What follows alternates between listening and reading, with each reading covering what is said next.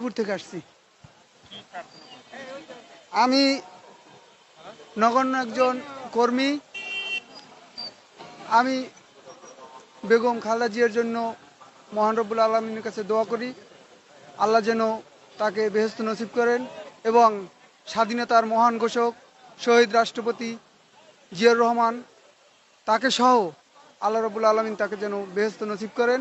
এবং আমি আল্লাহর কাছে প্রার্থনা করি এই বাংলার মানুষ বেগম জিয়ার রেখে যাওয়া সম্পদ জনাব তারেক রহমান, সে আমাদের ভবিষ্যৎ কাণ্ডারি বাংলাদেশের, সে যেন বাংলাদেশের হাল ধরতে পারে এবং সে যেন সঠিকভাবে তার যে অবস্থান সেটা ধরে রাখতে পারে।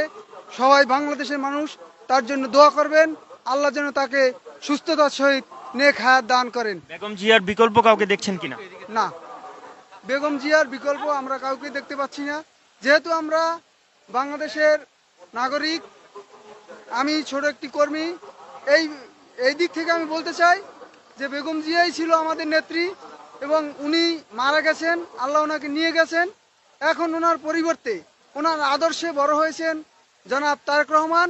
আমরা তার হাতকে শক্তিশালী করার জন্য আমরা আপামর জনগণ সর্বদা আমরা চেষ্টা চালিয়ে যাব ইনশাআল্লাহ। যতদিন পর্যন্ত আমাদের রক্ত আমাদের প্রাণ আছে ততদিন পর্যন্ত আমরা এই বিএনপির গান গেয়ে যাব, দানের শীষের গান গেয়ে যাব, জিয়াউর রহমানের গান গেয়ে